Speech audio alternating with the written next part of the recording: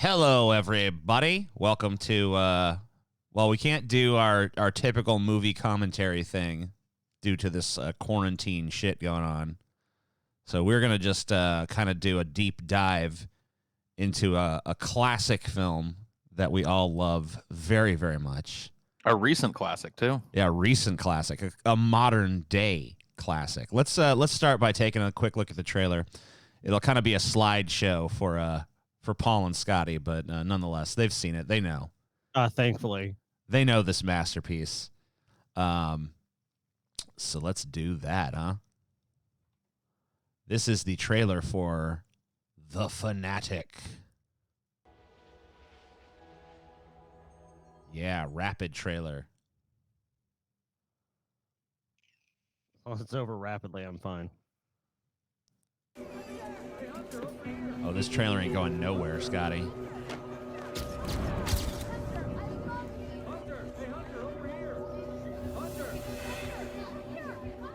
It's a pleasure to meet you, Mr. Dunbar. Is Hunter Dunbar here tonight? That's enough. I need to get an autograph. Don't let him do this to me. I'm a fan. I'm a #1 fan. Is it difficult to find famous people's houses?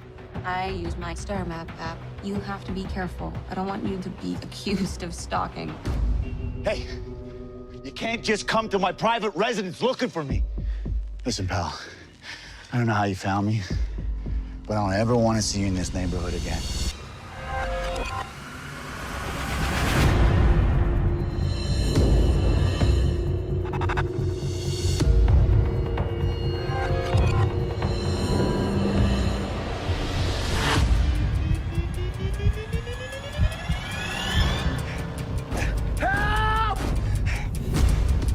I just wanted an autograph.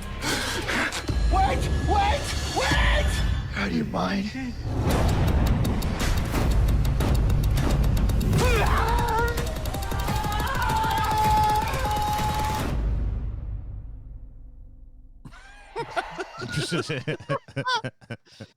Or they cut trailer, dude. Oh, man, that trailer tries so hard to make it seem like something happens in this movie. If you've watched that trailer, you've basically seen the movie. I mean, the way it cuts it is very deceptive, but you've basically seen all the major points in the film. That's definitely true. But you don't get to have that intimate character portrait of Moose. I noticed with the trailer they really toned down Moose a lot. Well, they couldn't show too much of the performance of Moose because nobody would watch this movie if you saw too much of it.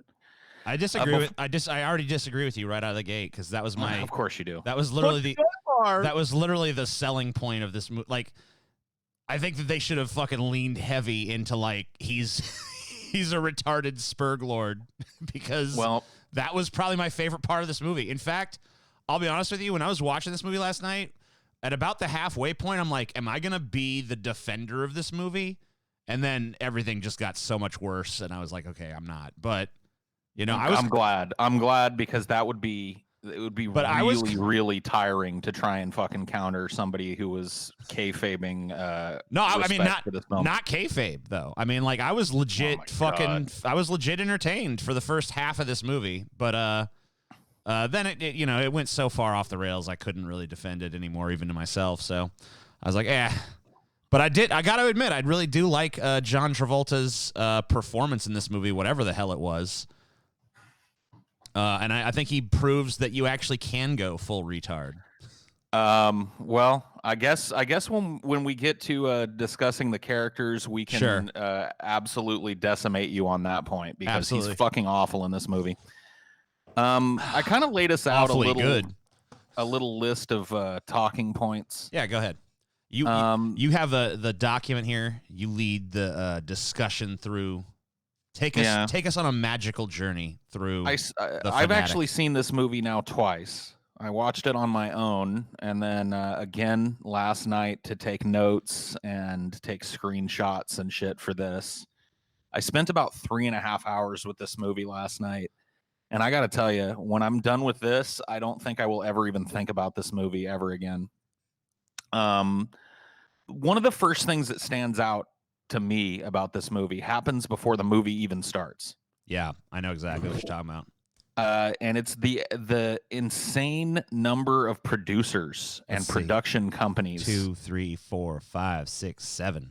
And I have a list here that I got up. This is, I don't know if you guys knew, this is a Quiver distribution. Yeah. Yep. You know what? Let me just say, I watch a lot of terrible schlocky movies, and when you see this shit at the beginning of a movie, this is always a warning sign. Not Quiver distribution, because I've never even heard of that before. I've never heard of any of these. Yeah, what I'm talking about is when you sit down to watch a movie and there's like 9 fucking production and distribution companies and they're all shit you've never fucking heard of, that's always universally a bad sign. So, you know, at the beginning of the movie when they show like the little production thing, there's almost a minute at the beginning of this film that's nothing but just a slideshow of these different production companies, which means so many people had financial hands in this movie that it can't help but be a mess. And there's some interesting connections that we'll get to eventually. But these are the actual title production companies. So it's a Quiver distribution. Mm-hmm. It's also a production of Redbox Entertainment, which we have all heard of. I've heard of Redbox. Right. Redbox being the little kiosk DVD rental service. I haven't seen as many of those around lately, but you know, yeah. Yeah, I mean, it's kind of a boomer thing. I think it's just like people that never grew out of Blockbuster that use Redbox. So they're like, yeah, we'll just put Blockbuster in a fucking vending machine for them. Yep. Which is kind of sad to think that the entirety of Blockbuster was able to be pared down to a tiny little vending kiosk. You know what I mean? Yeah. I think Redbox even has some of its own exclusive fucking titles and shit now. I'm sure they do. Well, this is one of them. Or at least they had a financial hand in making this movie. This is Pretzel Fang Productions. Yeah, it's also a Pretzel Fang production, whatever the fuck that is. When I saw that, I was like, Pretzel Fang? Man, they must be running low on production company names. Like a guy riding a donkey through the desert. I don't get it. I think he's walking alongside it. It's really hard to tell because the art style kind of sucks. Yep. I think he's walking beside it though, and it's hey, you know what? It was kind of done. Maybe Pretzel Fang were the people that wanted to do the whole like throughout the film. You know, they have those. They draw the scenes out. You know, like the foreshadowing thing they do. Yep. So I'm betting dollars to donuts that Pretzel Fang is something that Fred Durst. Like I think that's his company's hand in this. It sounds like I could be wrong about a Limp Bizkit album. It does, because he's the one who likes that sort of nonsense bullshit, like, you know, chocolate starfish in the hot dog flavored water, bringing you the Pretzel Fang. You know, that was like a '90s staple, the nonsense album title. Yeah, my favorite was Razorblade Suitcase by Bush. It's not the '90s, but in the not even that long ago, actually, Rob Zombie, who, in my opinion, is probably one of the most gibberish kind of lyricists and whatever. He put out an album called Venomous Rat Regeneration Vendor. And I'm like, so are you just playing ad libs at this point? Like, what are we doing here? It sounds like an autocomplete thing where you just start typing something and then you just, you know, let it autocomplete for you. Yeah, just type venomous and then see what the autocomplete says. Rat regeneration vendor. Yeah. Makes sense. But yeah, I'm thinking Pretzel Fang is Limp Bizkit's. Well, not Limp Bizkit, but you know, Fred Durst. I mean, I can look it up. I didn't really think to, but let's see if we can find out who's behind Pretzel Fang Productions. Fang! The shit ain't Pretzel fucking Fang. Pretzel Fang doesn't have a website apparently. Of course and not. When you search it, all that comes up is the Fanatic. So I think you're probably right. Yeah, I have a strong feeling that. Let me see. I'm gonna click on their IMDb page. Yeah, their only title is the Fanatic. Of course, it's got to be Fred Durst. It's Fred Durst. This has got to be. This has Fred got his Durst's fingerprints vanity all over it. This is his vanity production company for sure. Mm-hmm. But we're not done yet because this is also a Wonder Film production. I do feel like I've seen this logo elsewhere, but I can't tell. I could not tell you where for the life of me. Yeah, I mean, I can try and find out what else that they've been involved in. Let's see, Wonder Film Media Corporation. They did Primal, the Nick Cage movie where he's trapped on a boat with an escaped cheetah. Oh, I never even heard of that. That sounds fun. They did one of the Amityville movies, which is in pre-production now, Amityville 1974. Apparently, Hollywood is not done with this stupid played-out Amityville franchise. Yeah, like I remember when you and I watched the first Amityville, and we're like, time has not been kind to this thing. No, I think we actually like the Ryan Reynolds version a little better, just because it was mercifully shorter. Yes. I'm not sure why the original Amityville is considered to be such a classic. I don't recognize any of these movies. Yeah. So they're definitely a like I said, I watch a lot of schlock, so I've probably seen the logo here and there. It's also a Media Finance Capital production. Right. Which this is not. This is clearly not. This is clearly a fucking company that's bereft of any sort of artistic, input. This is just like, we're money men. Right. We put up some money. We get a little piece of the back end. Yeah. Not a wise investment. I don't know. This movie's kind of getting a cult following, I guess, of people who are just like, holy shit. I mean, well, we'll discuss the economics of that in a little bit. Yeah.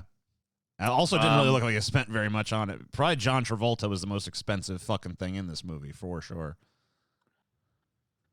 It's also a Bill Kenwright film, which, I mean, who knows? Let me take a look and see if Bill Kenwright Films has done anything that we would remember. I'm gonna predict. They're not even no. listed. I'm gonna predict no.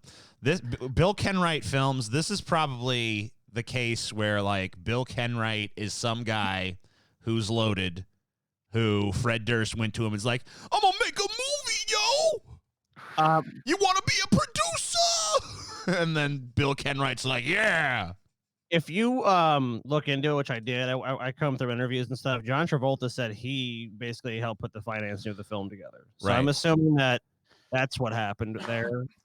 More than maybe he's a Scientologist that Travolta knows. You know what? Bill Kenwright does seem like, it looks like Bill Kenwright has a fucking Wikipedia page. So, oh yeah, let's see. William Kenwright is an English West End theater producer and film producer. He has been the chairman of the Everton Football Club since 2004. Blah blah blah blah. Yeah, I guess this guy's done some other shit. Sounds like he's loaded though.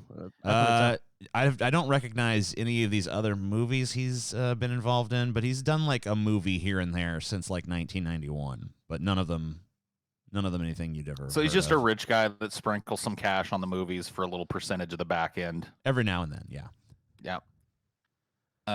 Two more producers on this film that are actually given credits: Oscar Generali and Daniel Grodnick. Remember Daniel Grodnick for later. We'll come back to Daniel Grodnick a little later. All right, I'll remember it.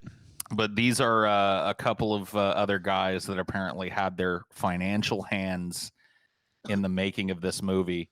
The list of producers goes on and on. Of course, because a movie like this, no one wants to fucking cough up a really big chunk of change for this, right? So they just kind of like they fucking finance it through a series of fucking small investors because they can't find one big fish that actually wants to invest in like John Travolta is a well, I guess we're gonna get to characters later, but this movie had 14 executive producers.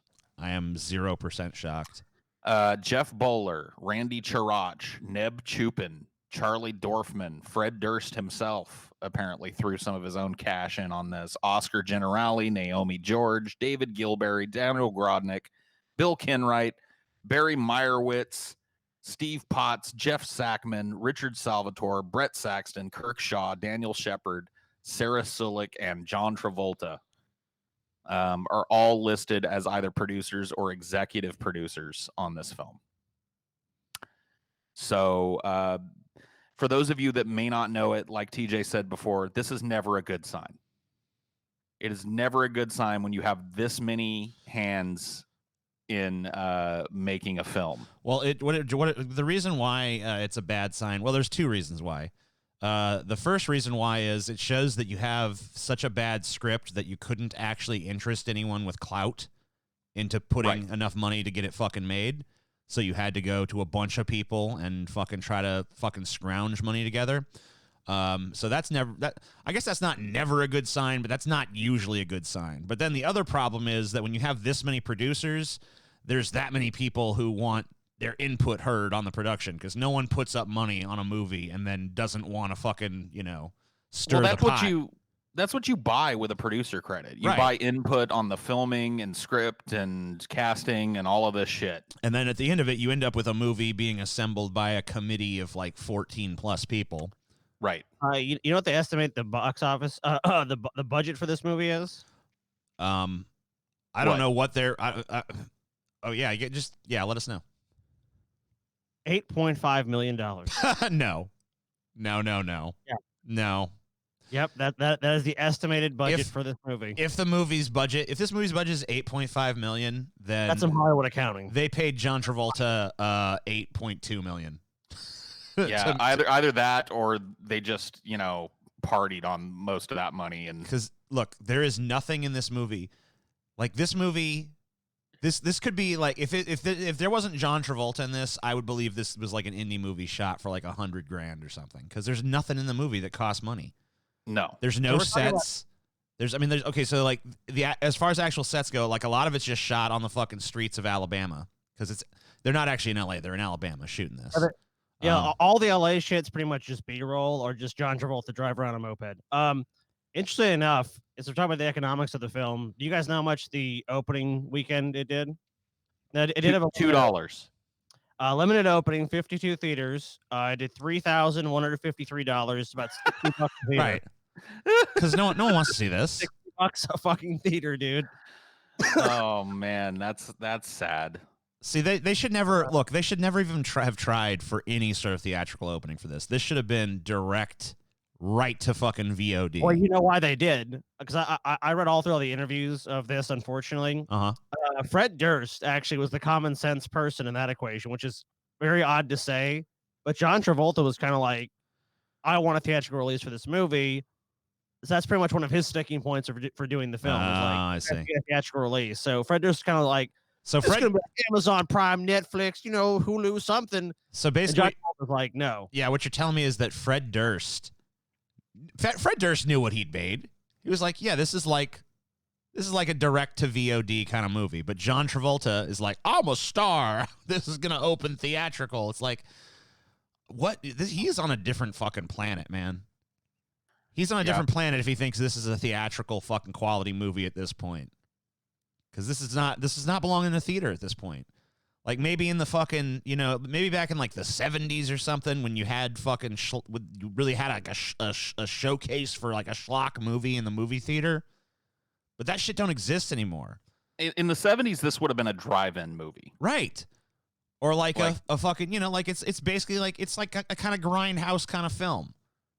Well, it wants to be. I don't know if I would... Well, look, besmirch grindhouse movies. I'll tell you what, a lot of grindhouse movies are boring as shit and have zero entertainment value, but they just try to fucking stuff. They get just enough cool action shots to put in a trailer, which is pretty much what this movie did. But basically, the trailer showed you every fucking kind of like real plot development kind of thing that happens. So I want to ask you guys something. Yeah. I was actually looking in Travolta talking about how he came in to do the film. There's actually two versions. Do you guys want to do that now, or do you guys want to do that later? I don't know. We can hold off on it. I think we're gonna get to character discussion in a second. So, yeah, we're gonna discuss the characters, the plot, some references in the movie. So the next thing I wanted to talk about real quick is the opening quote of the film, which is featured prominently in the trailer as well. Yeah. This seems to be some kind of central theme that Fred Durst is going for here. Yeah, I'm thinking that Fred Durst thought that he was making a movie about the weird parasitic symbiotic relationship between fan and producer of content. Yeah. And in looking into this, I actually found that Fred Durst was inspired to make this movie because he himself was apparently stalked by a crazy fan at one point. Right. I mean, he had a crazy fan. I figured it was probably something like that. Right. He had some crazy Limp Bizkit fan that would show up at his house and send him letters and meet him everywhere that he went publicly and blah, blah, blah, blah, blah.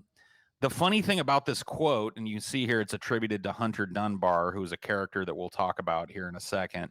Yeah, this is not a real person. This is a character in the movie. It's said under duress. Yeah. Like, he speaks this line in the movie, but it's when he's kidnapped. And, you know, yeah. His life is under threat.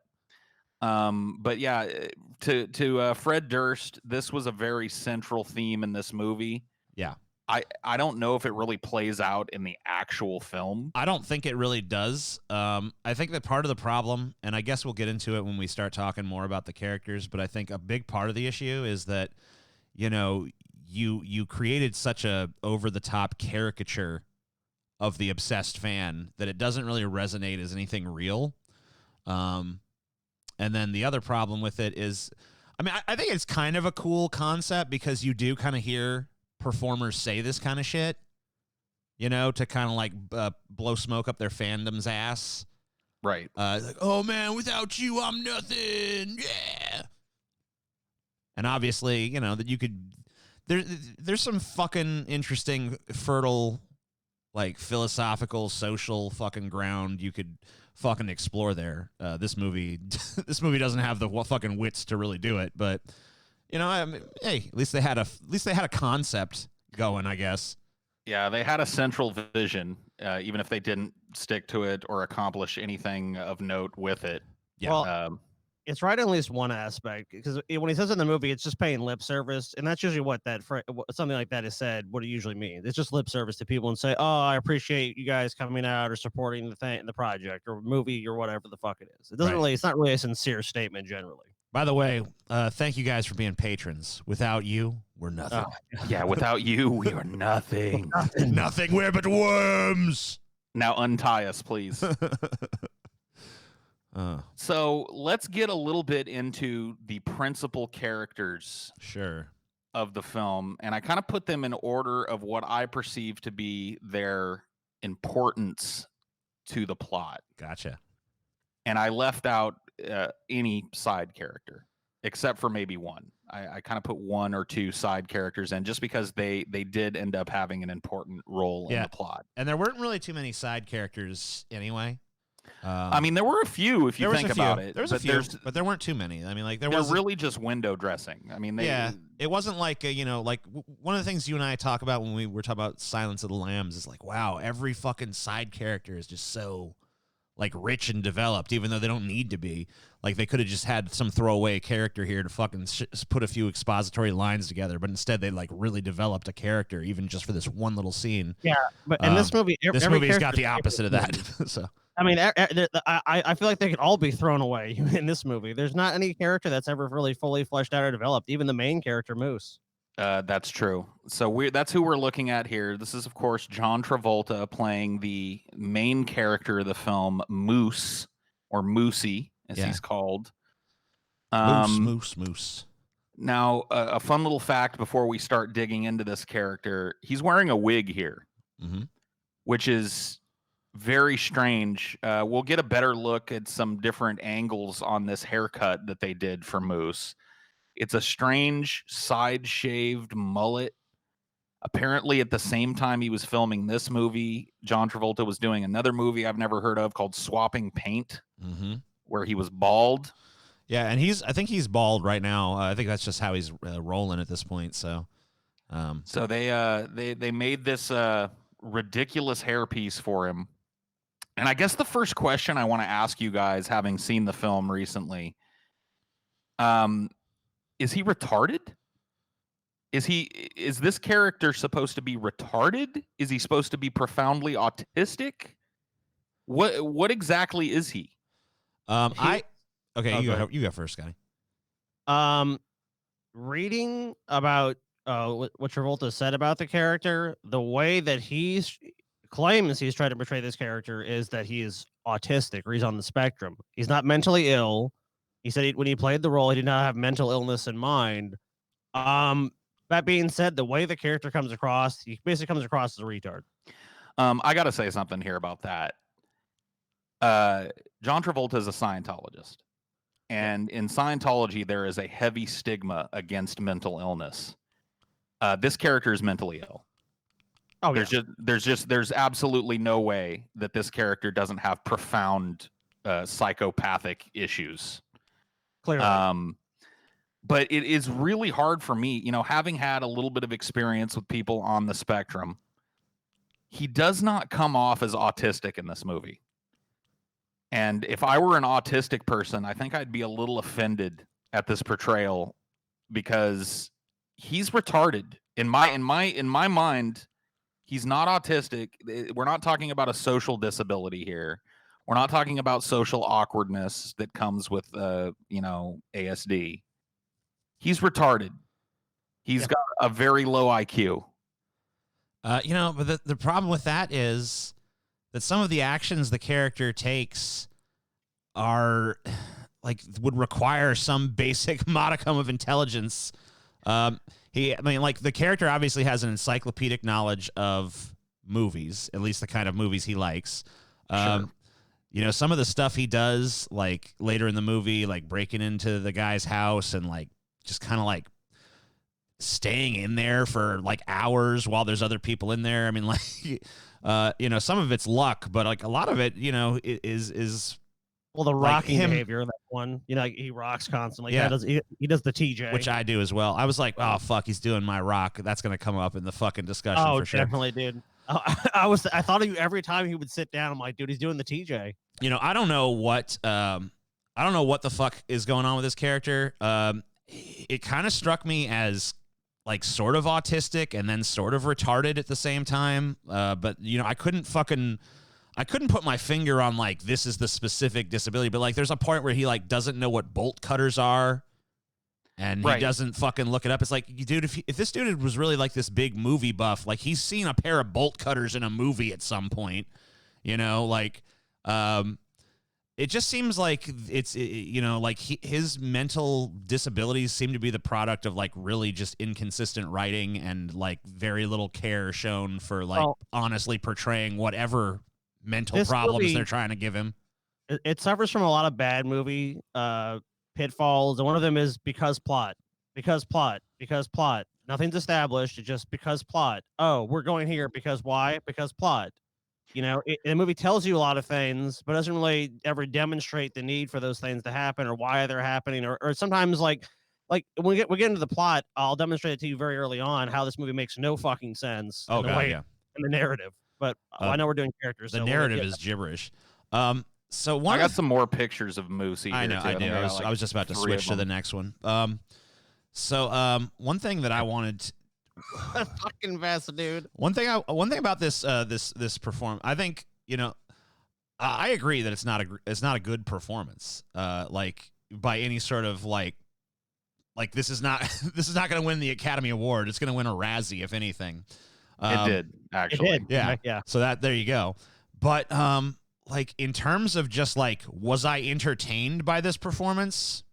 I was totally enthralled. I was like, what's he going to do next? I was at the edge of my seat. Let's see what the fuck in this character, what is John Travolta going to do next with this fucking character? I'm going to put character in quotes because there's no consistency to it. It's just he just goes scene to scene. I don't know. It kept me guessing, and I had fun watching him fucking do whatever the hell he was doing. So yeah, I mean, it manages to be an interesting central performance, but not for the right reasons. Yeah, I agree with that. I don't think it came across. I don't think it was good in the way that it was intended, but I think it was kind of good in that ironic sort of way where it's just so bad it's good.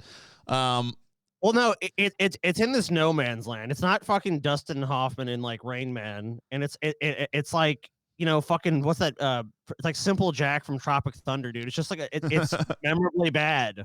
it's memorably bad. And it's not Tommy Wiseau in the room either, where it's like, it's so bad, it's good. It's just this no man's land where like there's flashes of both. It's like sometimes you'll see the character and you're like, okay, that makes sense for the character. Then there's other times where it's like, no, what the fuck's he doing? Now he's just it's like he goes off the rails so much with the performance that yeah, it's interesting, but it doesn't capture that so bad it's good, or just it just sucks, or he's really just pulling it off. You know another thing that's interesting about this character, and I guess we'll get more into this as we talk about some of the other characters, but it's interesting how other characters interact with this character, because it seems like for a guy that has this really abrasive sort of personality that has, and this like he's got a lot of people who seem to have like who like, oh, poor Moose, like a lot of empathy and affection for him. Yeah, like he seems to inspire the affection and empathy of others to a degree that I don't think this guy realistically would. No. I tried really hard to capture this screen cap, by the way, because this is John Travolta just basically breaking the fourth wall and looking directly into the camera, which happens a number of times in this movie. If you go back to the previous picture, a lot of the public shots that they do, you can see that they didn't close this street down. No, they just shot it on the street. These are not extras in the background of this. They're literally, as he's walking around, people taking pictures of John Travolta. You can see 2 of them there. Yeah. This happens all throughout the movie. Anytime he's in public in the kind of B-roll LA scenes that they shot, that you can just tell they just took a camera out and filmed John Travolta walking around, and it's just filled with people who are like, "Oh, look, it's John Travolta. Let me take a selfie." Yeah, hey man, what's up? Like this is just once again why this movie did not have an $8.5 million budget, because if it had, they would have been able to fucking section off a little bit of the street for a fucking hour to get these shots they needed, One would think, and fill it with extras. But instead they didn't. I mean, it's clear they didn't even have a fucking permit to shoot. They just, the guy that played Hunter Dunbar, Devin Sawa, he even said that John Travolta was working 14, 16-hour days with them. Like, it wasn't like he was in a lap of fucking luxury. It was clearly a run and gun kind of production. I was talking to Chelsea, because I made her watch this with me last night so I wouldn't suffer alone. And I was asking her, like, why do you think John Travolta is doing like shit like this when he could pretty clearly be doing like he could be in bigger movies as like a character actor in like little bit parts here and there, like a lot of guys his age who are kind of, past their prime and stuff. That's what they do. But he wants to be, but he'd rather star in the schlock. And she's like, I think he just has such this mentality of like, I'm a movie star, that he would rather star in something awful than be a bit player in something that's like more respectable. Yeah. And I think she's right. Well, this is definitely one of those movies. As a character, Moose is confusing. And I guess as we get a little further into the plot, we'll explore some of the reasons for that. But I thought we'd move on to our next character, in order, like I said, of plot importance. This is Leah, his friend, and as I like to call her, as I did my research, the enabler. Yes. She's also, I think it bears mentioning, the narrator of this film. The extremely unnecessary narrator of this film, by the way. Well, you know why you need a narrator? Because it's so disjointed in its narrative structure that, like, clearly that was something that was like an afterthought of like, oh shit, there's a lot of these disparate scenes of John Travolta overacting, so we need someone to kind of tie it together and ground it in some way. But the problem is that like they don't even use her that way though. Like, when she comes in and narrates something, it's always something you already can just plainly see going on. Like, there's a part where, Moose has broken into the house, and I know we're going to get more in the plot later, but she comes in and she's like, Moose didn't just cross the line, he fucking nuked it. I'm like, yeah. Well, believe me, I have some dialogue. We saw it. We know what he's doing. I don't need you to explain he crossed the line. He's in the motherfucker's house. Yeah, there's one scene in particular that I actually wrote down the dialogue for when we actually discuss plot. So we'll actually get into some of the horrible dialogue as well. Awesome. It's filled to the brim. Like, her narration in this movie is filled with like overwritten pseudo deep shit. It'll be like at the beginning she's in, this isn't a direct quote, but it's definitely on par. It's something like, they say that LA is the city of broken dreams. But I don't know that there are anybody that, I don't know that there's anyone that still dreams left in LA or what, you know what I mean? It's just like overwritten pseudo deep shit that you can tell had Fred Durst's fingers all over it. Just horrible, horrible narration. But really, she exists as an explanation for how somebody as completely and utterly disabled as Moose even exists in reality and isn't living on the street somewhere. Right. There are constant dialogue references to her paying his bills, her lending him money. It's really her that enables him to do all of the stalking that he does in this movie. Yeah, it makes zero sense. I mean, like, their relationship makes no sense to me. Absolutely not. It makes no sense. Like, there's no she's basically a paparazzi. And I guess she makes a little bit of money doing that. And then she then decides to just arbitrarily pay the bills of this guy who's here's the thing. Autistic or retarded or whatever's going on with him. Their relationship is never established. She's way for thin as it is. Like, as she is a character in the movie, oftentimes like she's just holding a camera. Like, that's your character. Like, you hold the camera because you're paparazzi. So you're in public taking pictures. Like, it's on its face.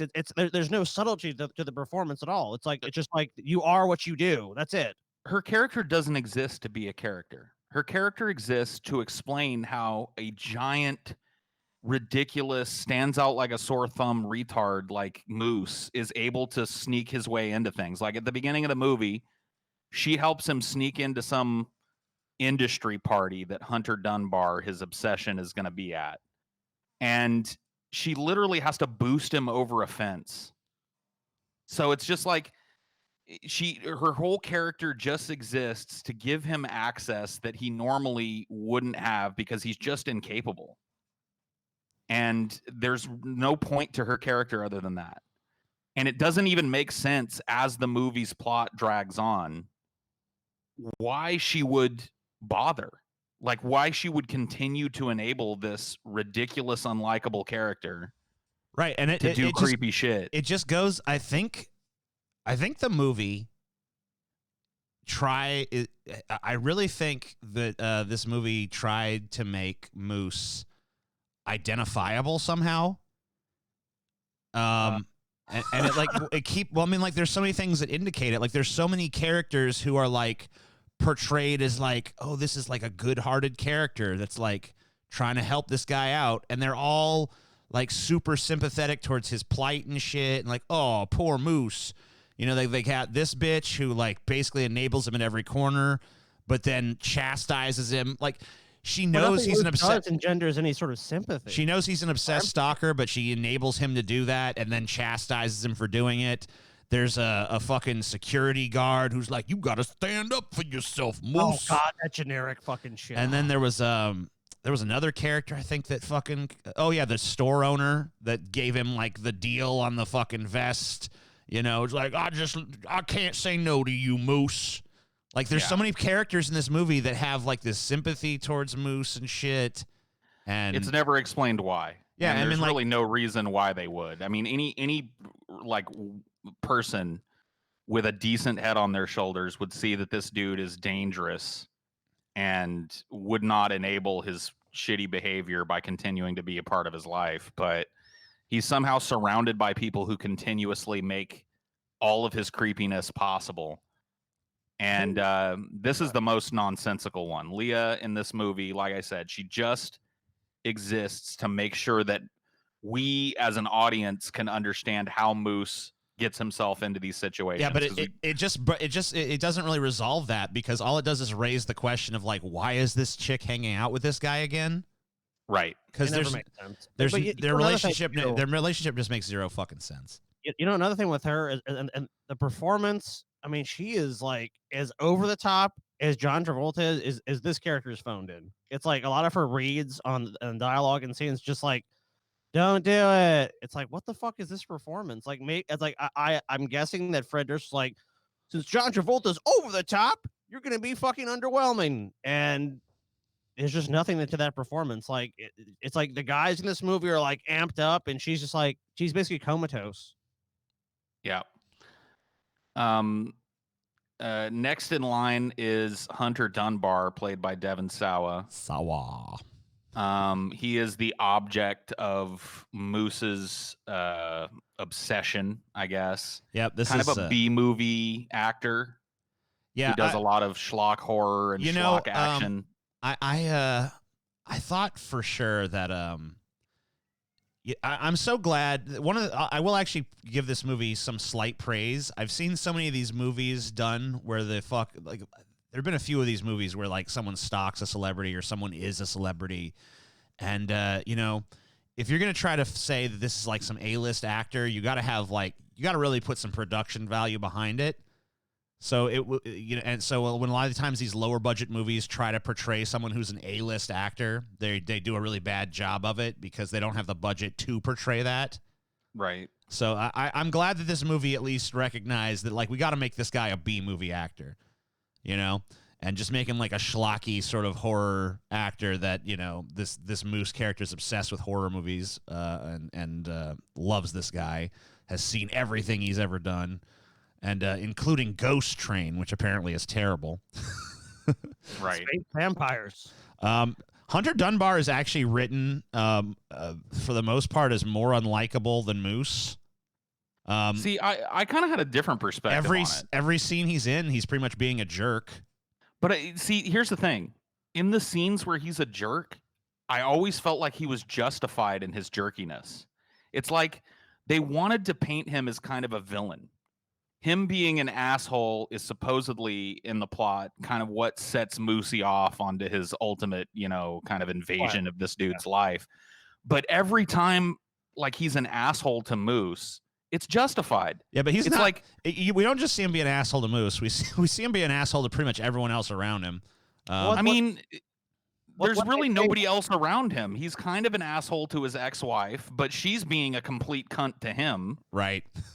The first time he's an asshole to Moose just kind of like descends upon him in the middle of a fucking private conversation he's having and won't leave him alone. And he tells him, hey, I'm going to fucking punch you. Just leave me alone. You know what I mean? Like, now, would I deal with it that way? No. Do I think it makes this guy a total irredeemable asshole? No. I mean, I didn't say he was irredeemable. I just said that they don't really give you, the script doesn't really give you much reason to like or root for this guy or feel any tremendous sympathy towards him. What the filmmakers say about this character is that basically Hunter Dunbar is a good person, but a bad celebrity. And that's kind of like, and you kind of can see that. And I kind of agree with you. I think with this portrayal, I think that's pretty much how he's portrayed. Like you see him living a normal life, largely doing what he's doing. But obviously you have this overbearing fan and some people are going to react this way. I think it is an authentic reaction to have. Some people are just going to be like, hey man, I don't want to fucking be your buddy. Get the fuck away from me. Like, yeah, I'm here at the signing.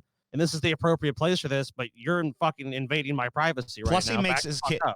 Plus he makes his kid listen to Limp Bizkit. So that is an asshole move. Yeah, that's sure.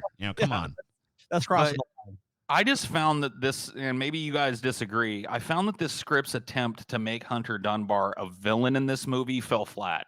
Yeah, I really feel like at least most of his asshole nature is utterly justified. In my eyes. Yeah, it really is. For the most part, I mean, if people start showing up at my house and harassing me in this way, you do the same shit. Yeah, exactly. I'd be like, dude, get the fuck away from me. I don't want to. I'm probably be a little nicer about it than Hunter Dunbar is, but yeah, if like a fan started knocking on my fucking door or hanging out in front of my fucking pad, I'd pull him aside and have a little fucking talk with him and tell him, look, get the fuck out of here, man. Leave me alone. This is not. I don't take letters here. I don't take private contacts here. This is my home. I mean, yeah, there's definitely a point where like his actions become, explicable or whatever the fuck. Someone shows up at your house. Obviously, you have the right to freak out at that point. But like, TJ, you actually have a little bit of Yeah, I mean, I've had it happen. I've gone outside and there was a dude in a car. He's like, TJ. I'm like, what the fuck? Get out of here. I always love how you get rid of that guy. I don't know if you want to mention it now. But did you Hunter Dunbar him? No, I used more like a reverse psychology tactic on him. He out-weirded the weirdo that was stalking him. Yeah. he asked the guy if he wanted. Yeah, he was like, I love you, TJ. I'm their biggest fan, and I love you, and I love you so much. Please, we gotta be together. And I'm like, all right, you could be my slave, and I'll keep you in a cage under my bed. And all this other shit. He's like, oh.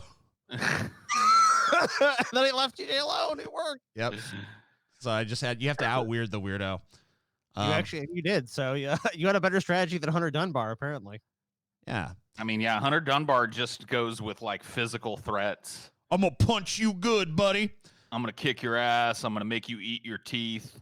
At one point, he says, I'm gonna stuff my shotgun so far up your ass that you're gonna be shitting blood and bullets for a year. Yeah. Which doesn't make is sense. Another line that I can almost guarantee Fred Durst wrote himself. Oh my God, yeah, awesome. Absolutely. Break your freaking face tonight. But yeah, he's I guess the villain of this movie. Although we'll talk about that because I kind of disagree. I don't know that there's I don't know that I would typify him as a villain. I'm just saying that the movie doesn't really go out of its way to make him sympathetic. That's true. That's definitely true. Now, the actor that plays this guy, Devon Sawa, was kind of a 90s teen heartthrob guy. You can see him here as the main character in Final Destination. You know, I totally didn't even put that together when I was watching it. Yep. Yeah. Idle Hands. Yeah, he was. Yeah, I pulled the poster for that. Idle Hands, dude. And another little credit that, you know, I don't know if it helped him get this role. He actually played Stan in the Eminem video of the song. Wow, full circle, huh? About the crazy fan that stalks Eminem. So, yeah, I don't know if that had any, like I said, I don't know if that played any role in him getting this role, but he's a dude that you just don't see anymore. Like, he was a teen heartthrob in the 90s. He was kind of everywhere for a while, and then he shows up here. I don't know. So, yeah, that's I guess Hunter Dunbar. The saga of Devon Sawa. Our next character is this guy here. So the characters that we've seen so far have all been poorly written, but I don't think there is a more poorly written character in this movie than Todd the God here. This is the epitome of a pointless character. He is, and I think I know why. Now, you remember I told you earlier to remember some of the names of the producers on this film. Right. One of those names was Daniel Grodnick. And this actor's name, even though he's called Todd the God in the movie, his name is Jacob Grodnick. Huh. So this is a producer's son.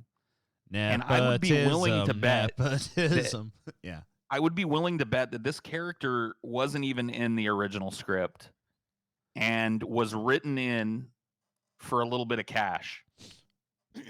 It feels that way to me. It feels like this character is just in the movie because somebody paid for this character to be in the movie. Yeah, there is absolutely zero. I mean, I guess if you're if you're going with my theory that the movie is trying to make Moose a sympathetic character, I guess this would be another point on the sympathy thing, because Moose is like constantly bullied by this guy who wants him to, like, this guy's whole shtick is he does this terrible street magic that would not entertain anybody but would horrify them. He basically just like, I stuck a nail through my nose and it bleeds everywhere. Ha ha! What an amazing illusion. So, and while he's doing that, another guy goes around and pickpockets the people. Sure. And he wants Moose to do that job because I guess this guy's a drug addict. And you know, he's trying to pressure Moose into stealing, and Moose is like, you shouldn't steal. You shouldn't steal. Well, with Moose too. There's no way Moose could pick anyone's fucking pocket. Right. I was gonna say, it's so ridiculous like, to think that guy would. Yeah. It makes no sense that this guy would target Moose to be the dude that's stealthily like picking people's pockets as he, keeps them occupied with his horrible, unwatchable street magic. I mean, if anything, you want Moose to be the thing that people are looking at, like, look at the wondrous retard. Dude, another thing that kind of, I don't think we even discussed this, but it kind of reminds me of the movie Ed Wood, when he's going to try to secure the financing for his movies. It's like it's a similar fucking thing we actually play out in real life here. You know, you know what, you want my $50,000? Well, my fucking son's got to be in the fucking flick. That's definitely what happened here. So and we see it actually play, and it's not good. There's a reason why you have to actually be talented, at least somewhat, to be in a fucking movie. And this is why, because Todd the God is such a throwaway, pointless character. And it's just totally one-dimensional character.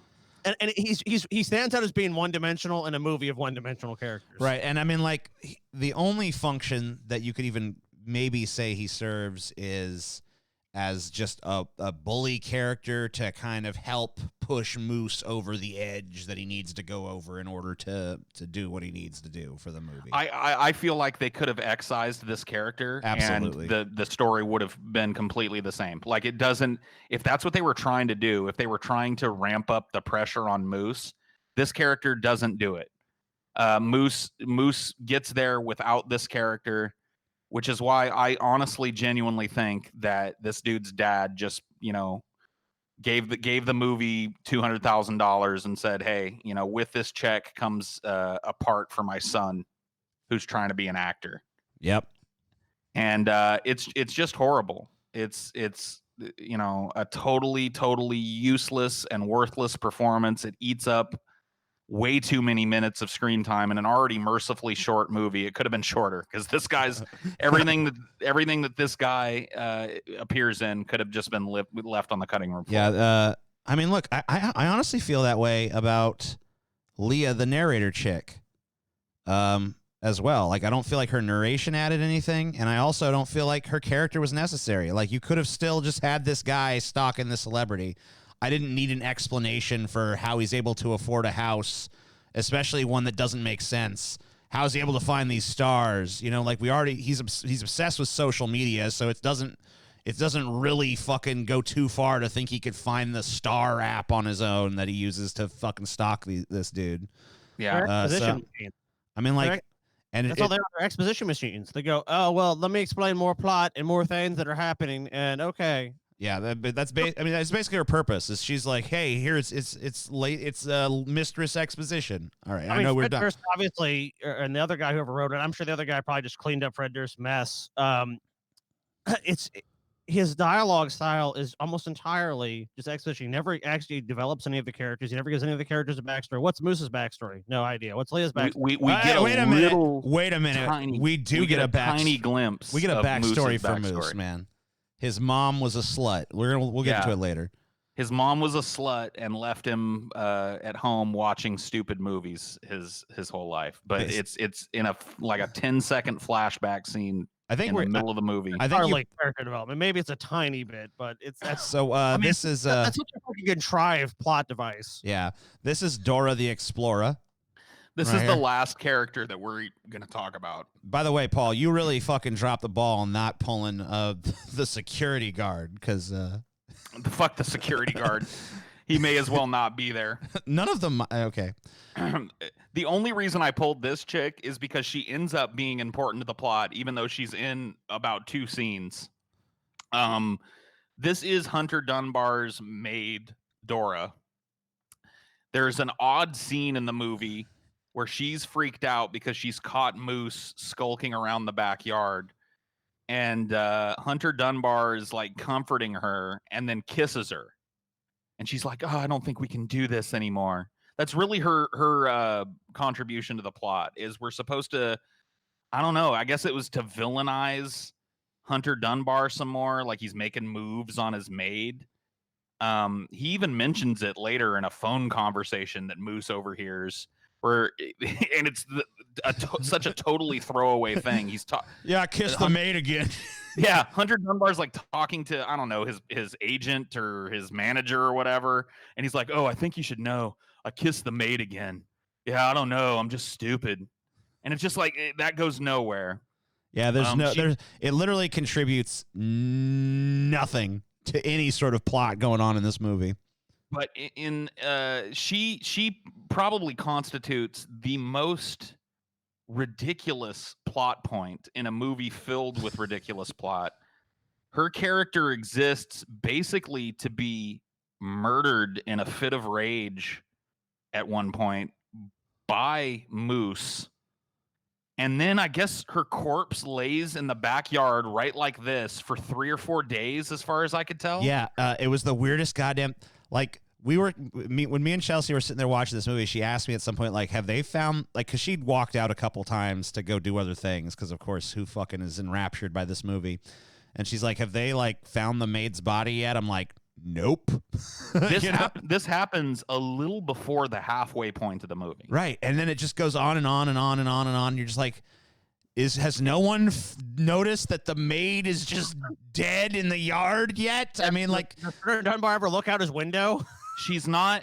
She's not. This is not some gigantic on his property right. somewhere. She's literally like 10 steps from his back porch in full view of every window in the house that looks out onto this yard, laying openly in the middle of the fucking yard, dead. Yeah, and like, I mean, his property's big, but it's like, you know, like 2 or 3 acres or something. It ain't that big. I mean, like, there's no fucking reason you couldn't see her. I mean, like, there's like some bushes and some trees and shit. She's not in any of those. She's right out in the open. Well, she's in the middle of the lawn. Well, bad writing doesn't resolve that. Bad writing would, good writing would be like, okay, this accident happens, and then he drags her body and throws it over the fence or something, or hides it somewhere, or does something where it's not easily discoverable. This is another scene. This is another scene though that makes me think they were trying to portray Moose fucking sympathetically, because they give him an excuse for everything. Like, first, like, he's on the property and she starts like hitting him and shit, which is a reasonable reaction, of course. But she starts like attacking him, and then he fucking gets mad and like pushes her away, like, stop. And then she hits her head on the bird. So it makes it seem like, oh, well, he didn't really mean to kill her. And then when he's looking down at her, he's like, you know, you got a nosebleed. Oh, that's horrible. You know, you got to like put a towel on it and stuff. So they like imply that he doesn't understand that he's killed somebody, which is the movie cannot decide what the intelligence level of Moose is. It just changes based on the needs of the scene. But it's just another example of, like, they don't want to actually make him culpable for this murder, so they kind of, like, soften it as much as possible. He's 100% culpable for the murder. Like, there's no way around it. And this movie trying to find a way to dance around the fact that he killed this woman is just another example of why I think this dude he's not just autistic. Like, right, especially the fact that he doesn't understand what he's done afterwards. Right. It doesn't even register with him, and then he almost immediately forgets, along with everybody else, that this woman existed for the next half of the movie. Until the end, when it comes up again in the worst fucking ending I've ever seen to a movie, probably. Yes, it is a ridiculous ending. But I'm sure we'll get to that, because we're about to go deep dive into the plot of this motherfucker. Yeah, we're about to start talking about the plot of this film. I guess this is the spoiler. Yeah, so if you don't want it spoiled, I mean, we've already spoiled some elements, I guess, but I don't know how you can fucking spoil this movie, but if you can, I guess this is the time to point out that we're going to reveal the plot of this fucking piece of shit. As best we can. Sure. Because I don't know that summarizing the plot of this stupid fucking movie is even really possible. But we'll try. So once again, this is a Fred Durst directed and written film. His name is plastered all over this in every way that you can possibly think of shoehorning Fred Durst into this movie. It's done. I still cannot get over that scene. By the way, so that scene where Hunter Dunbar and his son are driving down the road, and he's like, "Hey, son, you want to listen to some Limp Bizkit? Yeah. Want to crank up some Biscuit? Yeah, man, this is the shit, the Limp Bizkit." You know, and that scene, we'd watched it before on the show. And, you know, I mean, like, I've always noticed, I mean, like, of course, you're immediately drawn to, like, how fucking lame that is to give your own shitty band that kind of fucking push It'd be like if we made a movie and had one of the principal characters go like, "No, I can't do that. The new episode of Deep Fat Fried is coming on tonight, man. You ever heard of that podcast, Deep Fat Fried? Best podcast ever, bro." Yeah, but like the thing is that I was so I was so focused on how awful that was that I failed until this recent viewing. It was like the 4th or 5th time I'd seen that scene because I'd watched the scene with you guys and I'd watched it a few other times. But watching it last time, like, you know, on top of it being cringy for that reason, the way that scene is shot is fucking hideous. Like, it's just like there's just a dude in the back seat filming the back of people's heads and shit. Like, once that's again, not how you shoot a scene in a car with 2 characters. It leaves you to wonder where the $8 million budget of this film went to. Because it's just a dude with no steady cam kicking in the back seat and filming the back of the heads of these characters as they listen to Limp Bizkit together. How much do you want to bet it was Fred Durst? I'm sure it probably was. How much do you want to fucking bet that was Fred fucking Durst in the back of that goddamn car? Like, you guys mentioned Limp Bizkit in this scene. I just want you to riff on Limp Bizkit for a minute, you know? Just talk about how dope Limp Bizkit is and how, you know, the new generation's really down with the biscuit, you know? Ugh. Yeah, this was my jam back in the day. So, as I said before, the story was apparently inspired by a real-life fan who pursued Limp Bizkit's frontman Fred Durst many, many years ago. The screenplay was written by Durst and some guy named Dave Beckerman, who Scotty mentioned probably just cleaned up the mess that was this script, or attempted to.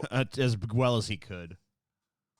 So the only kind of clue that we get as to how this stupid character of Moose supports himself is he's a busker.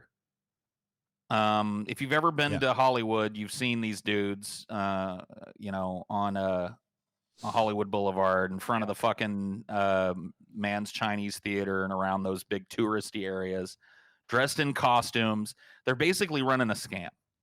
They're like, "Oh, you want to take a picture with me?" They're all in costumes. You take a selfie with them, and then they hit you up for money. Right. They're like, "Hey, man, you know, it's $5 for a picture," or whatever the fuck. And he's the worst busker ever, by the way. He is.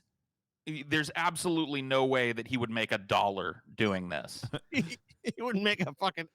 Oh, go ahead. He has this ridiculous Bobby costume, this English, you know, which I don't even know what that has to do with Hollywood at all. Nothing. It's like, what the and then fuck he has this terrible British accent that doesn't sound even clearly made remotely terrible British. on purpose. Right, of for course. The movie. It wasn't like he was really genuinely. It's not like Travolta was genuinely trying. It was like, you know, supposed to be bad, but you know, it's terrible. Like it doesn't explain shit about how he'd support himself because he wouldn't make, like you said, he wouldn't make a fucking red cent on this fucking street corner with this lame act. No. He just kind of waddles around and goes, "Oh, is that the Queen? You want to take a picture with me?" That sounds like a more authentic horrible. accent. People be fucking crossing the street not to deal with somebody. Yeah. You would give a wide berth to this character if you saw him waddling around in the street. You'd be like, okay, this is a crazy person. I want a picture with the English Bobby. I just love how the movie starts because he just comes in and is like, he's got to take a shit. You know, that's his main thing. He comes in, he's got to take a shit. He talks to the shop owner. And it's just like, I need to get the space vampire vest. You know, that's what he goes to. You know, the promotional photos you showed where he's wearing that vest that says Rico. This is some $800 piece of memorabilia that for just some reason, oh, you know what? Let's just subvert capitalism today. I'm a small shop owner. You can have the $800 vest for free. I mean, they imply there's some exchange of money or something, but that you never see that, and it's just here, have this free vest. I mean, he's got this apartment in the movie that's filled with memorabilia. Yes.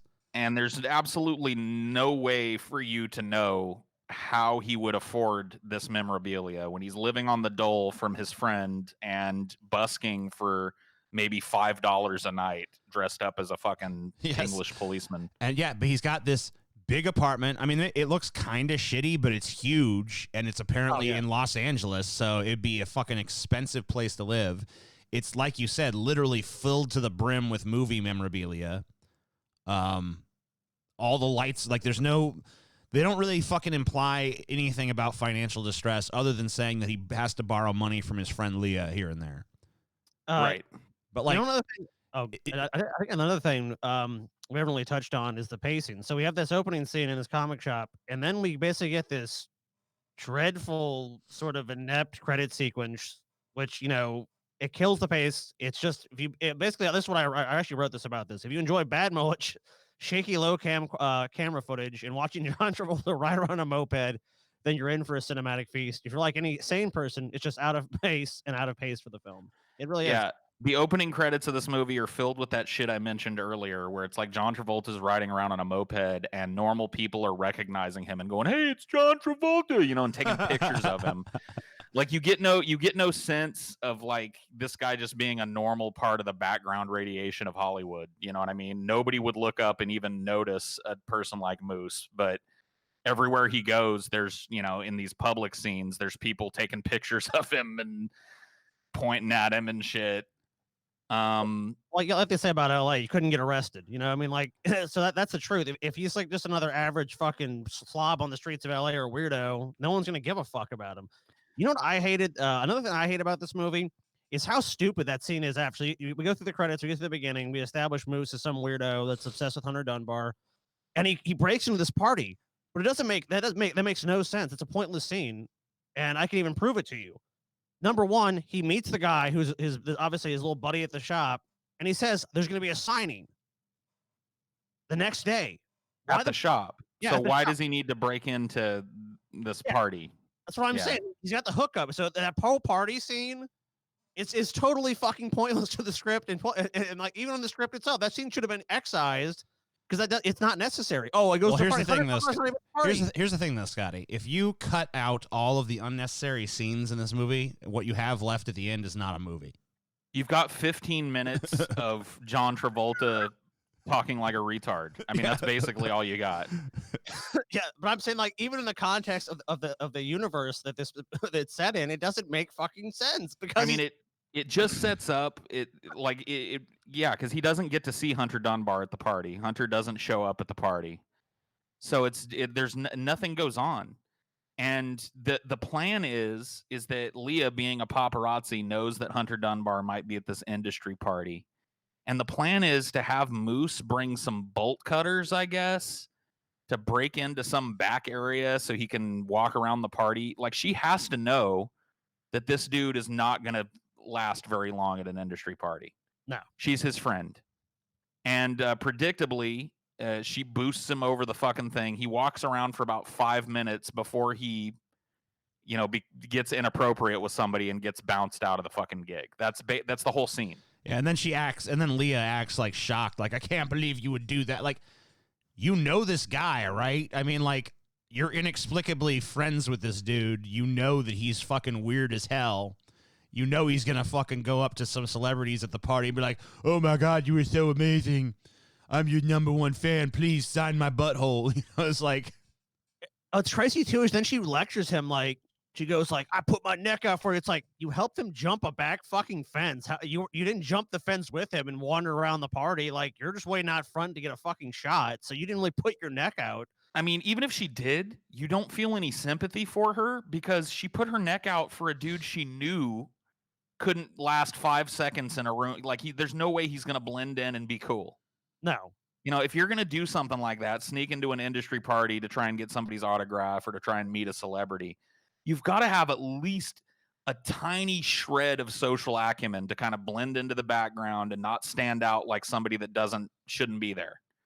And she knows, presumably being his best buddy, that there's no way he can do that.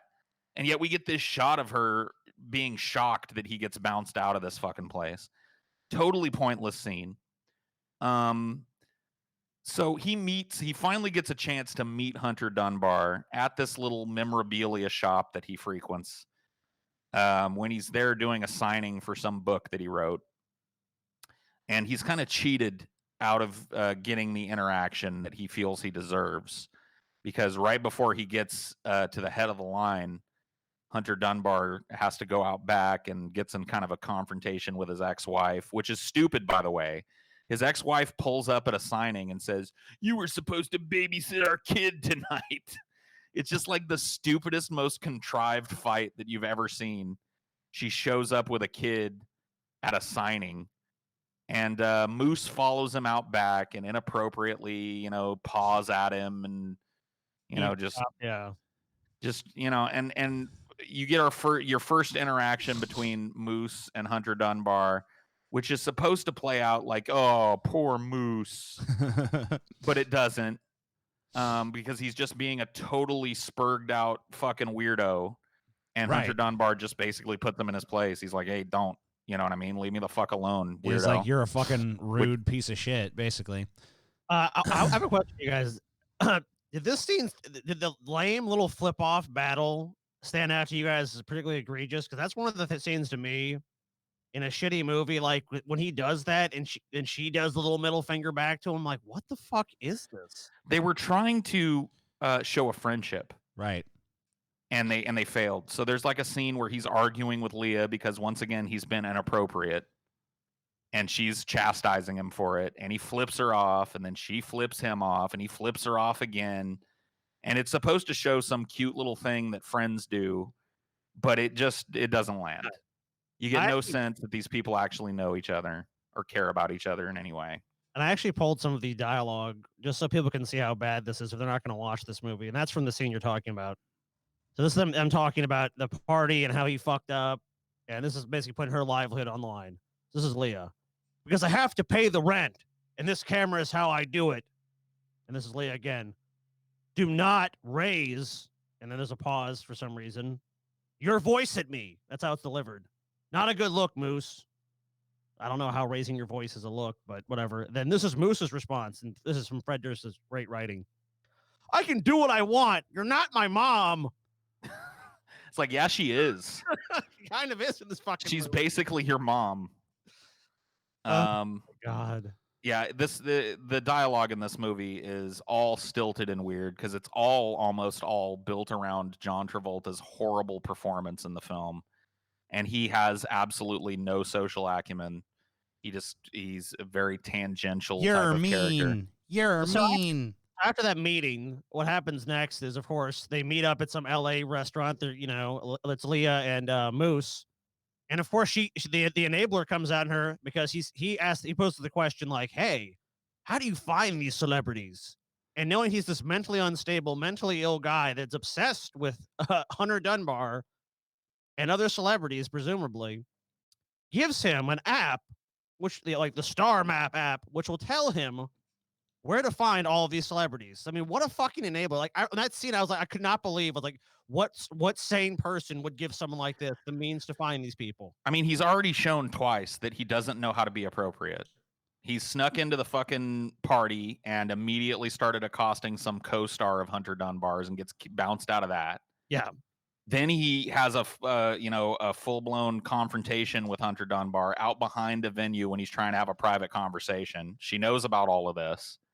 She knows he's obsessed with Hunter Dunbar, and then enables him further by giving him access to this Star Map app, which literally tells you where celebrities' private residences are. Yeah, and then of course he immediately shows up there. She seems blissfully unaware as he calls her in a scene that immediately follows this, and this is another scene that's stupid. He visits a bunch of other celebrities' houses first, and she just thinks this is totally fine. He's like, yeah, I can't remember which celebrities it was. Like Jamie Lee Curtis has a pool. It was like James Franco, and it was a bunch of these like, yeah, they live. No, he was like, James Franco was like my neighbor. So it's already wildly inappropriately talking about these celebrities like they live in the LA area. That's not. She knows he's been skulking around celebrities' houses, and she just thinks it's cute. She's just like, oh, Doe, I'm glad you're happy, Moose. That's great. She just completely justifies his piss poor behavior. So Moose eventually gets around to going to Hunter Dunbar's house and happens to show up just as Hunter Dunbar is having a jog around the block with his kid. And there's another confrontation. where once again Hunter Dunbar tells him, "Hey, I'm going to make you eat your fucking teeth if I see you in this neighborhood again." Which a guy like this, who's not good at confrontation, he'd probably never come back. But Moose is not. He's not to be denied. He's gonna be a part of Hunter Dunbar's life. So he begins this series of inept break-ins at Hunter Dunbar's house, jumping the back fence, getting caught by the maid the first time he's there and shoot away, then getting caught by the maid the second time he's there and killing her. All setting up that eventually Moose just kind of lives in Hunter Dunbar's house for a day. Yep. He goes around the house, brushing his tongue with Hunter Dunbar's son's toothbrush, smelling everything, dipping his fingers into all the food, looking at family photo albums, looking at family videos. This is the closest the movie ever comes to even kind of being a horror movie. Right. Because it is, you know, I mean, it's uncomfortable to think about somebody running around your house and brushing their tongue with your toothbrush. Yeah, and I mean, that toothbrush scene was kind of like, it was kind of effective in the way that I think it was meant to be. I think it was one of the few scenes that probably worked as intended. Because, you know, the idea of someone coming in your fucking bathroom and using your toothbrush when you're not around, you know, it's pretty creepy. One of the plot devices, too, and this, as I mentioned, it comes into play at the very end of the movie. We're going to get there, but he writes a letter to Hunter Dunbar. So, like, the maid, so when the maid is killed, it's like because he's leaving the letter in the backyard because he somehow thinks that Hunter's going to find the letter and then be moved by the words he's written there. And, oh, okay, I'm going to give this guy an autograph and be his friend or whatever he wants out of me, he's going to get. And when she picks up the letter, he's like, no, the letter's not meant for you. And that's when they have the confrontation and she is killed. So that's going to come into play later, obviously, at the end of the book. Right. So he's totally inept, and he still manages to pull this off. There's a scene where eventually Hunter comes home, and instead of skedaddling off the premises, Moosey just kind of, I don't know, hides in a closet or whatever. Yeah, the back of his like his suit closet or something. I mean, he just moves from hiding spot to hiding spot, and then at this point where Hunter is asleep, Moose literally just like starts like touching him and kissing him, and like then he like sits down on the chair next to him and just kind of like fucking just chills and just stays there all night. Well, the way they kind of explain it is that Hunter Dunbar takes like sleeping pills. Right, So it's like, he's knocked the fuck out. He ain't waking up for anything. Yeah, he's in this scene. He's sitting on his chair with his sleeping pills and 2 empty beer cans next to him. So this is how we're supposed to believe that he sleeps through a giant fucking idiot, literally dropping his phone on him, kissing him. He puts his finger in his ear at one point and smells it, which I don't know what that was about. I never got that. And then Moose is, you know, he just basically spends the night with this dude. He has a sleepover with this guy without the dude knowing. He sits in a fucking chair next to him, passes out, and sneaks out the next morning before the guy wakes up. And it's kind of at this point in the plot that he tells Leah, because he's posting all of these pictures. Like right here, you can kind of see at the bottom of the frame as he's smooching Hunter Dunbar, he's taking a selfie. Yeah, which he then posts on social media too. Right. Leah shows up at his apartment and goes, You're sneaking into this guy's house and kissing him while he's asleep. You're breaking the law, Moose, and I'm going to turn you into the police. And he says to her, he's like, look at this, Leah, you're blocked. I'm blocking you on all my social media. Get out. And she doesn't do anything about it. Like at this point in the plot, she knows that he's literally breaking and entering, basically raping this dude.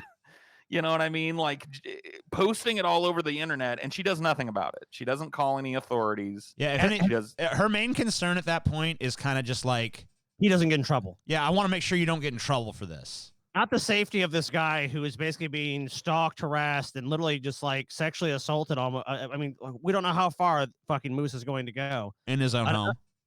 Yeah, and another glaring plot hole to this is that he's posting all this stuff on social media. So you figure, like, even if this guy well, we'll get to that. Yeah, we're gonna get to that at the end. By the way, while all of this is going on, the maid is still laying in plain view, dead in the back. Yeah, all the while. She's a rotting corpse right now. She's just sitting there rotten. I mean, she's starting to blowed up. There's probably flies and animals, picking her apart. No one notices. Yeah, this is the scene we were just talking about where Leah confronts him, but doesn't really confront him to be like, you need to stop this sick behavior or something. I mean, she does, but not even for the benefit of anyone but himself. Like, she's like, it makes no sense. Like, they should have made this character like his sister or something to explain why she cares this much about this just random fucking dude. Right. To the point where it's a one-sided relationship if ever there was one. He offers absolutely nothing but problems to her. And for some reason she continues to care about him. It makes absolutely no sense. You know what? In that one scene he gives her a French fry. Yeah, that's true. That's true. She does get a French fry. It was all worth it for the French fry. All she gets is this entire fucking movie. Like, it totally is one-sided. And it's like, it's just painful to watch because, like we said, there's no backstory. There's nothing established. It wasn't like he fucking saved her life on the streets of Hollywood or something where she feels like she owes this guy something. There's never a reason. It's just like, I care about you deeply. Why? It's one of those things that in the writing of this movie, you got to wonder what they were thinking, because this dude being isolated as a guy like this would have fed at least a little bit of the believability of what he ends up doing.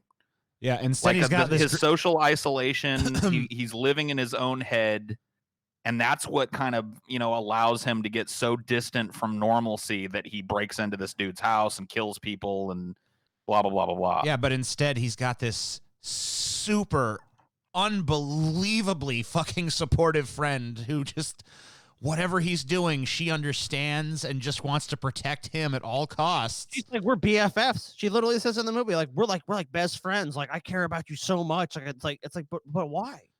And it's a fatal flaw of a lot of these shit movies. It's because plot. It's because there's a script, and that's her role, and that's it. And it just has to fit the movie. And unfortunately, when you do that, there's no connection with the characters. There's no chemistry with the characters. It's just two actors doing a performance, and like I said, it's one that's over the top and it's one that's being more subtle, but it still just doesn't work because you don't ever understand the motivation behind that. Because if there's no motivation, it's like, why are you there? It's like, you don't just show up at people's houses randomly, right? You don't have friendships randomly. There's motivations in life for these things. So it just feels so inauthentic to have these characters to have any sort of relationship.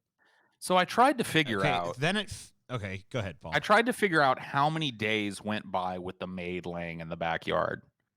And from what I can tell, it's at least 2 or 3. Yeah, I mean, it feels like it's at least 2. At least 2 or 3. I mean, who knows? I mean, she doesn't show up to work for 2 days and nobody cares. There's a gardener character who's introduced who, I guess doesn't come to work for 2 or 3 days because he doesn't, discover this corpse in the backyard. And apparently she has no friends or family. They're like, hey, where's fucking Dora? You know? She works over at Hunter Dunbar's house. Maybe we ought to make a call. No, there's none of that. And there's literally, there's these kind of montage scenes of him going to work, putting on the Bobby costume again and busking on the street and riding around town on his fucking moped. And it really feels like there's at least 2 or 3 days where this corpse lays in the backyard. Yeah, just rotten in the yard. Leah calls him or insinuates in this scene here that he's acting like a stalker, and that really sets him off. He doesn't like being called a stalker. Yeah. And in order to show what a not stalker he is, he after a bunch of scenes of him going about his normal life in distress, breaks back into Hunter Dunbar's apartment or house and ties him up. Once again, I guess it was established that Hunter's a pillhead, and that's how this was accomplished. This scene, this is where the movie really, like, 100% loses me, because up till now it was like bad, but it was like kind of like comically bad.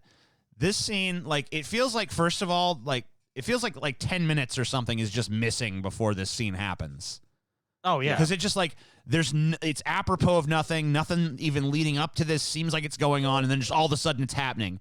Like Chelsea walked in during this scene after being gone for like a minute, and she was like, I think I missed something. I'm like, no, you didn't. It really just fucking cut to this. Well, remember, the whole setup for this is that he has another confrontation. Hunter Dunbar sees him walking through his neighborhood again, and he goes, no. It's basically like, I'm going to kill you. Don't come near my fucking family. Don't do this. Yeah, that was the one that really set Moose over the edge for and once Moose and for all. goes home and is all like, he's watching his movies and like, you're nothing. You're just pretending. And then he has his fucking, fucking memorabilia barbecue where he burns all the shit. He burns the vest, like symbolically, like, no, I'm going to fucking go there and I'm going to do my thing. Yeah, he gets totally disillusioned with it. But then it just cuts from that to this. Yeah, like just like all of a sudden you got him tied up. Like there's no there's no scenes leading up to this or even implying this is going to happen until it just is happening. So it's like, okay, whatever. There's no break in. There's no him. That's like, it's just like he's upset and then he's here. Yep. Well, you know what the film does? They do that foreshadowing thing where they do the sketch where it comes on the screen. It shows where it's like shows Moose and there's some blood. So it's like, oh, is Moose dead? What happened? And then you're basically given this scene. Oh yeah. The little drawings in between certain scenes. Yeah, we'll take a look at those. I pulled those for the end. Yeah, I gotcha. I pulled each one of them, but this scene goes on and on and on and on. It's just an interminably long scene. Not for that yet.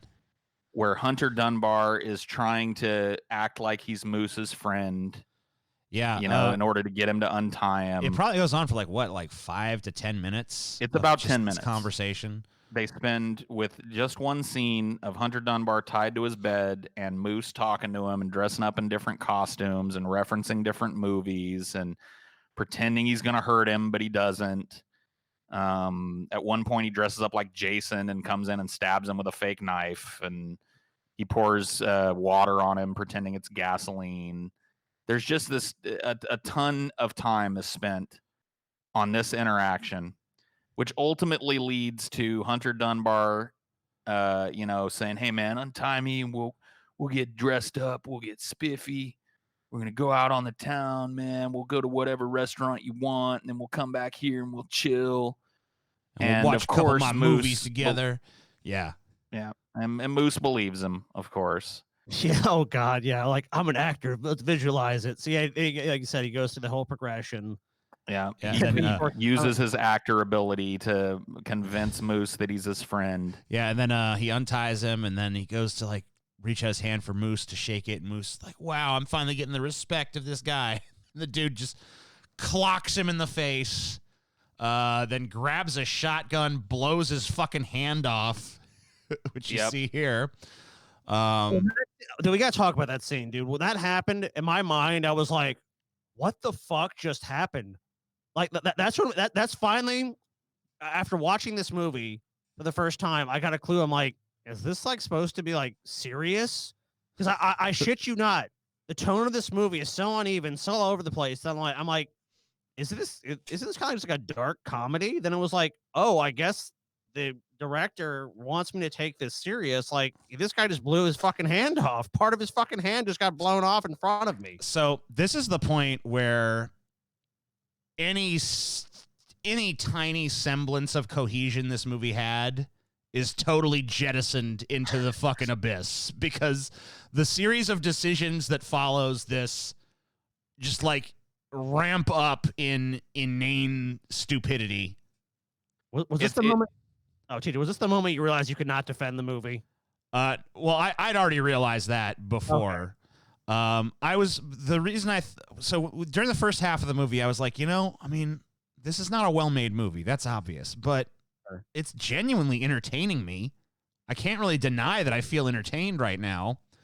And then, a series of really just increasingly dumb, decisions were made. And then it culminated in, this has got to be among the worst fucking endings I've ever seen for a fucking movie. I just got to say totally it. Agree.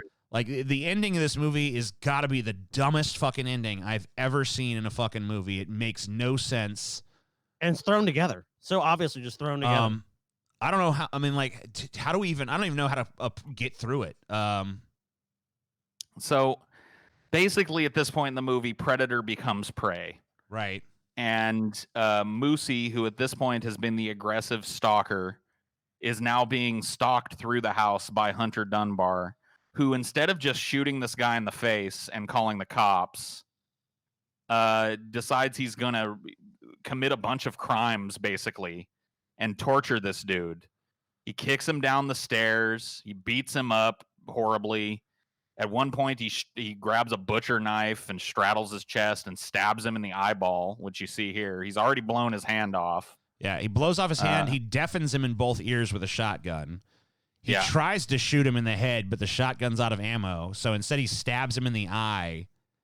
And then Hunter kind of like looks at him, and like Moose starts like crying like a little kid basically at this point, and Hunter's kind of like, I'm kind of feeling bad about what I've done at this point. Yeah, like I went a little too far.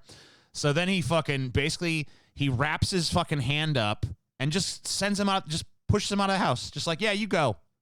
Yeah, he helps him to his feet. He wraps like a towel around his hand and shoos him out of the house. Just like, yeah, you go on. Get out of here, you. It's like, what? And doesn't call the cops, doesn't do any of the things that you would do. Well, think about this. Think how even the writing is. He doesn't need to, because who knocks on his door like 2 seconds later? Oh. Right. So we get this scene of Moosey walking around Hollywood Boulevard with his eye popped out and his hand missing, dripping blood everywhere. And we get this weird little moment here where these two Mexican dudes, I guess he's finally a successful busker. Yeah, because they're like, these two Mexican dudes assume that he's in stage makeup and doing a zombie thing, and they take a selfie with him. And then we get the scene where there's a knock at the door. Hunter Dunbar is still in all his bloody clothes. And the gardener is there, who has finally, after 3 days, been the first person to discover the corpse of the maid that's out in the back. And Hunter Dunbar is arrested, presumably for that murder. Yes. And taken away in a car. Oh, that's not ready for that yet. And then that's basically the end of the movie. I mean, Leah walks up to him on Hollywood Boulevard, walks up to Moose, who's bleeding from multiple horrible, disfiguring wounds. And I don't know if you guys noticed, she's not even concerned. No. He tells her, he's like, my eye and my hand. And she's just smiling. She's like, yeah, you're okay, Moosey. Come on. Yeah. And she throws her arm around him and walks him home. And there's a narration moment where she's like, yeah, Moosey lost his hand and his eye, but he's still Moosey. Yeah, and then she said, good old Moosey. She said, eventually he wore them as badges of honor. Yeah, not concerned that he broke into this guy's house and had this horrible confrontation. This supposed to be terrifying night. Just like, whatever. Will you guys permit me a small rant at this point? Sure. Okay, so first of all, so Hunter Dunbar, there's like two things that you could do in this scenario. You could take the shotgun and you can fucking kill this guy who just had you tied up and was, there was a strong possibility he was about to kill you. So you could do that. You get the better of him, you can kill him and then call the police. Or you could fucking hold him there and call the fucking police. But one way or another, you need to call the fucking police. Yes. So the fact that he doesn't call the police, the police show up, they arrest him for this girl's murder, and it's heavily implied that he's going away for this girl's murder. Which makes no sense. Which makes absolutely no sense, because he's going to, all you have to do is tell him the story. This guy, Moose, broke in my house. I think he killed my maid as well. His fingers are upstairs. His blood is the blood all over me. I understand they see him covered in blood and arrest him. That makes sense. But the idea that Moose just gets away with this, ridiculous. The blood on his shirt belongs to Moose. It's going to DNA test as not being the blood of the fucking maid. Moose's fucking fingers are upstairs. There's shotgun fucking holes in the goddamn floor. Like, every aspect of this dude's story is going to check out. And it's going to be like, hey, we're on the lookout for a dude with a fucking missing eye and a missing hand that goes by the name of Moose. And they're going to fucking find him. So she's been dead for 3 days, roughly. So it's like they're gonna know, like, that's not that. Okay, she's been dead. She's rotting corpse. That's fresh blood. Doesn't make any fucking sense. And so, like, the idea that this movie implies that Hunter Dunbar goes away for this crime and Moose just remains free is fucking absurd. Like, the idea that the movie is wrapped up at this point this is like the first time in the movie where they've actually had somewhat of a fucking story. And then they end it there. This is where the movie should fucking, like, this should be like the beginning of the fucking movie. I know, right? This is not the end. Like, it makes no sense to end here. This is not a closure point at all. At all. All right, I'm done. Go ahead. Leah remains friends with him, despite the fact that he's killed a maid. Yeah, and I mean, like, I guess she just never hears about that, or she just doesn't care. Yeah. She's just like, oh, you killed him. Moosey, we got to talk. No more killing people. And that really is where the movie ends. Yeah. You know, Moose just continues to be a weirdo roaming around the streets of Los Angeles, financially supported by his friend. Hunter Dunbar goes away for life for a murder that he clearly didn't commit, and that any kind of forensic, investigation would lead to that he didn't commit. And that's it. The end. Roll credits. Roll credits for 7 minutes, by the way. I don't know why this scene is here at the end, but this was a flashback. This is the only sort of insight we get into Moose's why he's this way, I guess. And it's basically the implication is his mom was a slut and she slept with other dudes while he watched TV, and that's why he's messed up. So basically not really, like, I guess he was traumatized by his mom getting the dick. I don't know. Somehow it fucked him up. He doesn't even seem aware of it. He's just kind of, I guess the implication is that his mom was an absentee parent who just plopped him in front of the TV. Yeah, that's supposed to explain everything that we see in this film. This is the origin story of Jim Carrey's character in Cable Guy. Made sense for that character. Doesn't really make sense for this one. So no, it doesn't, and it's clearly a ripoff of that and other similar, storylines about neglected children. Yeah, it's throwaway. This movie references far greater films as these types of shitty movies like to do. Fred Durst's own taste in films creeps its way into this movie, and he really feels like this was worthy of mentioning a bunch of other way superior movies. The most egregious one is Night of the Living Dead, which during that flashback scene, it basically just shows about a minute of Night of the Living Dead. Right. And also the character Moose quotes it to what's his face when he's Hunter Dunbar when he's tied up. Yeah. You know? And Hunter Dunbar doesn't... They're coming to get you, Barbara. They're coming to get you, Barbara. Hunter Dunbar doesn't recognize it, and Moose is like, you don't know nothing about horror films. And it's like, even like just the fact that this guy has been in so many horror films, he would get that reference even if he had never even watched that fucking movie. So it's just a stupid fucking conceit. It also references Reservoir Dogs. Mm-hmm. There's a scene once again where Hunter's tied up, where Moosey starts singing the song Stuck in the Middle and says Mr. Pink over and over again. Even though it's not Mr. Pink that perpetrates the crime that he's referencing. He says it while he's dumping gasoline on Hunter Dunbar.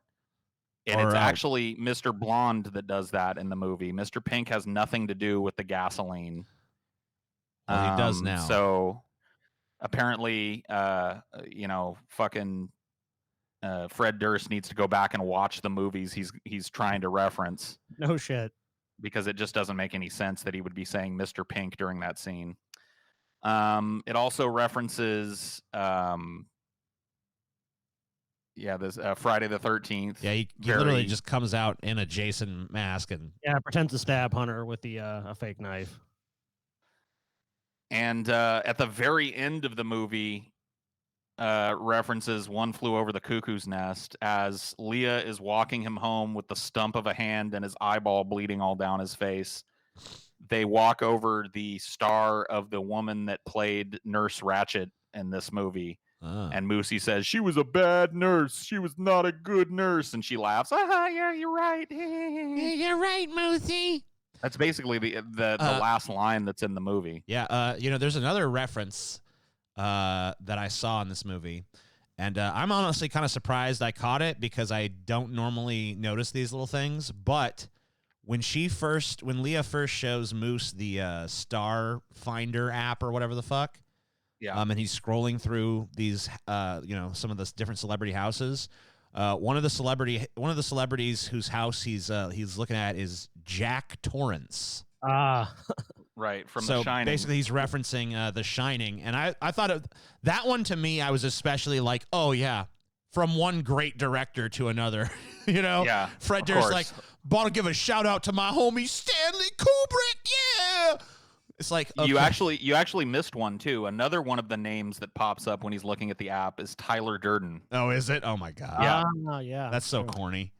So a little Fight Club reference, a little Shining reference. Dude, just Fred Durst, don't invite those comparisons. Like, if anything, you should be referencing movies that are even worse than yours, so that yours looks a little better in comparison.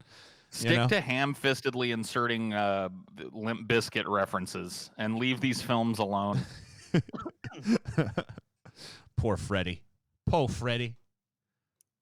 So I guess the last little area that I wanted to try and do, because we've basically for over an hour now been talking about what a piece of shit this movie was.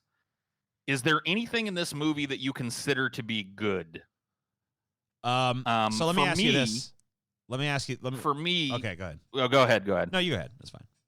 I was just gonna say these little animated, drawn, painted, whatever you want to call them, interludes, while they stick out like a sore thumb in the movie and definitely have a creepier tone than anything in the movie, I thought they were pretty cool looking. Yeah, these are definitely cool. And I do like them, and they definitely stood out, and they look fucking cool. it's a cool art style.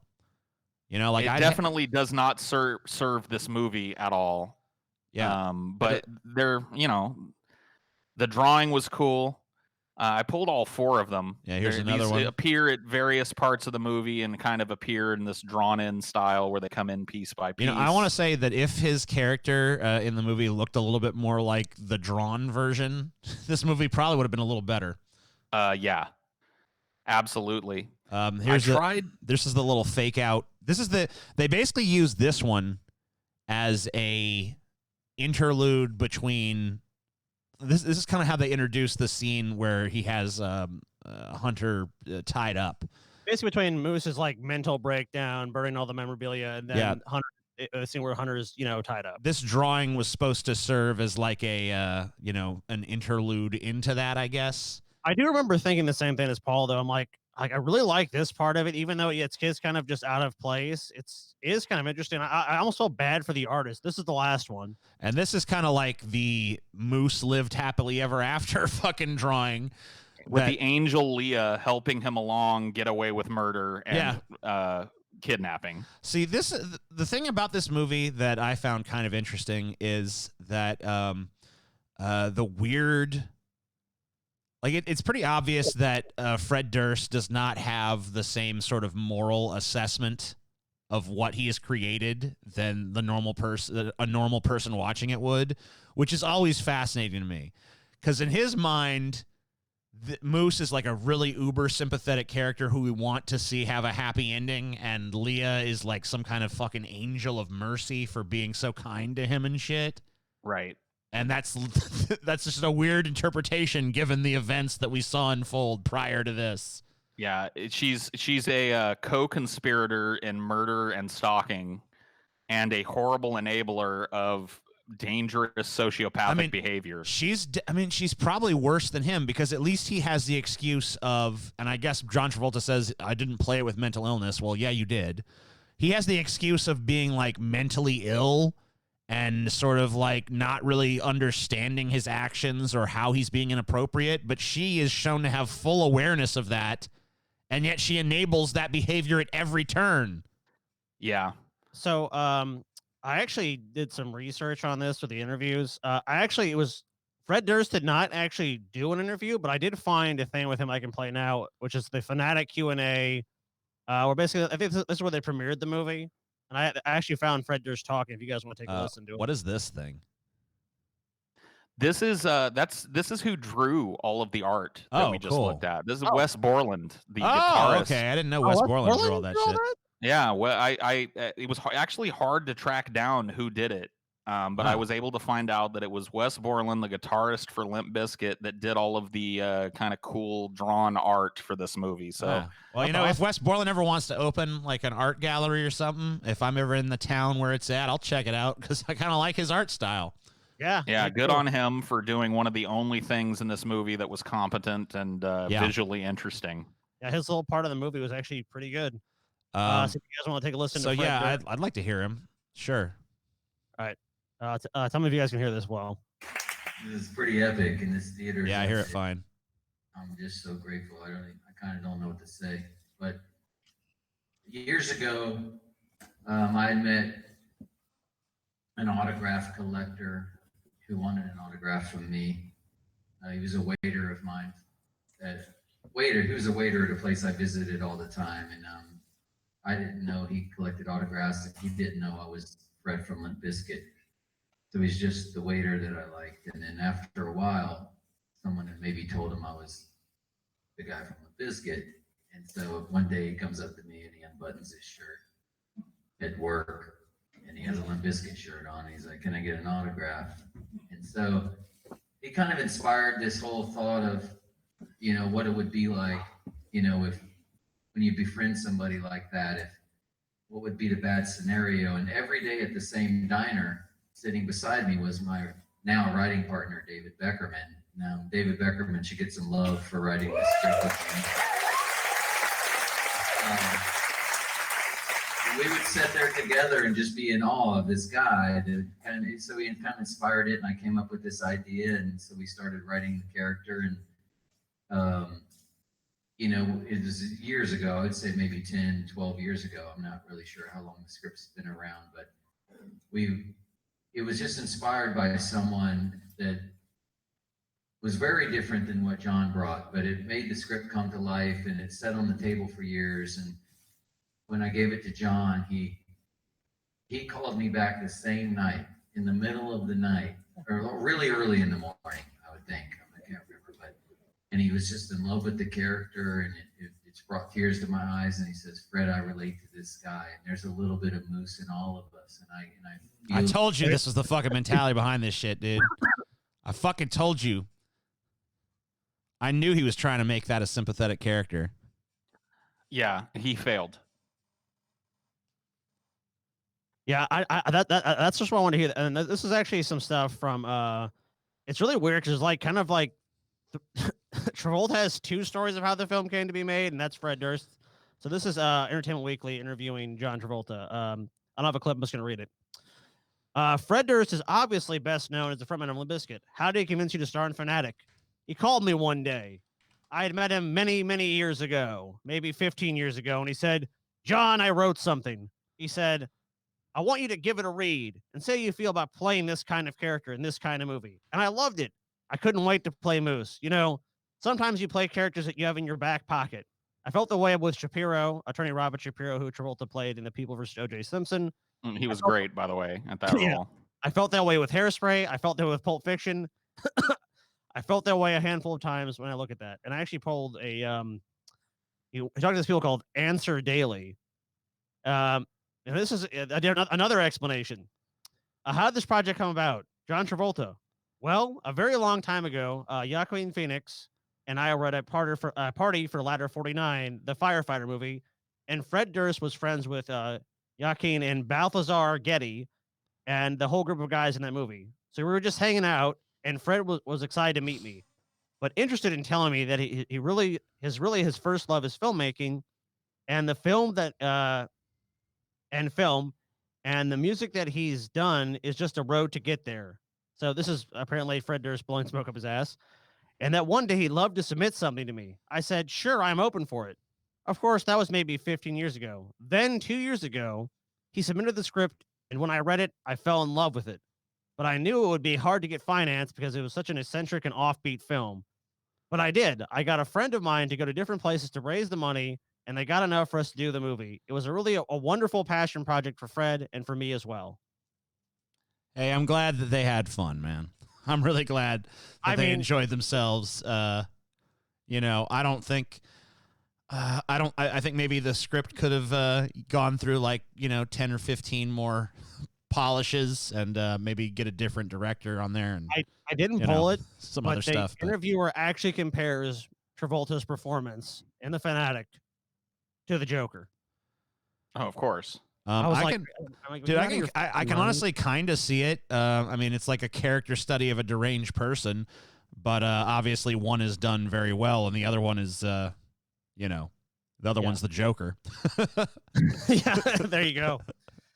It's interesting to see, like, to get some background on the movie, but like to me, like this is clearly a passion project of these two guys, so it's not like they can excuse the poor performance of the movie. You know, Fred Durst, like they said, this is a movie that's been kind of being kicked around for 10 to 15 years. Like, it's unclear. When Durst, we heard that clip, he kind of makes it sound like this was already an idea going around Hollywood. So how much Durst actually wrote with the film? Like, he says, oh, it's me and my writing partner, but he kind of refers to it as the script, not my script. So that really kind of makes me believe there's a treatment or something out there just floating around, and he kind of just cobbled something together based on an idea that was already floating around. Yeah, I don't know. I mean, I can tell you, I've seen movies that, I mean, even in the last couple of weeks, that I'd probably watch this movie again before I watch one of those again. So this is far from like the bottom tier for me. It's definitely it's a bad movie for sure. And it has probably one of the worst endings I've ever seen, and it has so many characters and events that make no sense and are totally incongruent. But it's not overly long or anything. But, you know, it's mercifully short, and I'll be honest, you know, the Travolta performance, while not good, is kind of fun, especially towards, like, the first half of the movie. And it kind of does kind of play off as that, like, a darkly comic tone, even if it is unintentional. So, I mean, I don't know. I didn't totally hate it. I'd watch it again before I ever watched Night of the Demons again. That was awful. I'd watch it again before I ever watched fucking Nightmare on Elm Street 2 again. That was fucking horrendous. Wait a minute. You talking about Night of the Demons with the Angela movie? Oh, yeah.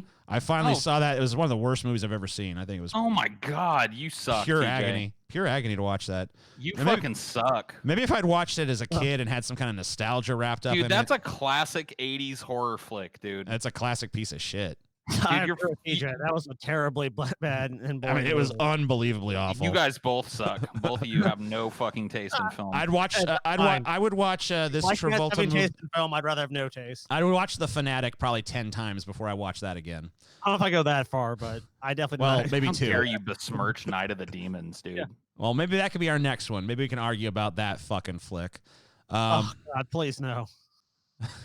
Yeah, I don't want to watch it again. Actually, maybe we can watch Night of the Demons 2. I heard there's a sequel. But this movie, I don't know. It sucks though. I mean, it's not a good movie. There's definitely way better uses of your time. But if you're an aficionado of bad movies, or you like us so bad it's good, this one's not exactly so bad it's good, but it's so bad that it's kind of interesting. Yeah, I mean it's worth a watch. It's on Amazon Prime if you've got that. I think the whole movie, if you do a little digging, is uploaded in total to YouTube. Oh yeah, so probably. you really don't even have to be a member of a service to see this. Yeah, and if you know, want to. If you're looking for if you're just looking for an exercise in like what the fuck were they thinking, this is a good one for that. Yeah, 100%. Anyone have anything else to add? No. Nope. I think that's about it. All right. Well, we explored it pretty good. And by the way, our review of this movie is considerably longer than this movie. So, yeah, I mean, it inspired enough conversation to fill a couple of hours. So there you go. I mean, there's something to it. So there you go. All right. I mean, it's an interesting film nonetheless. So I'd say check it out if you want to see something that is just. It's one of those movies where it's in a strange place to me. It's this kind of no man's land of like you haven't really seen a movie that's just like it, but it doesn't. It's not enough of a schlock movie where it's like it's just total schlock, and it's not a blockbuster or a mid-tier movie. So I would say there is some interest. There's some interesting things about it that I would say I would consider at least watching it. Just if you're a fan of these kind of bad films, these B movies, and see if you agree with us. That's a good point, Scotty. It is kind of there's like a certain novelty to this movie because there isn't really another movie I would point to and say it's kind of like this. It really is kind of its own thing. Now, the thing that it is probably shouldn't exist, but it does. So, yeah. It's unique in that, at least to some respects. So, yep. And with that, we bid you all adieu.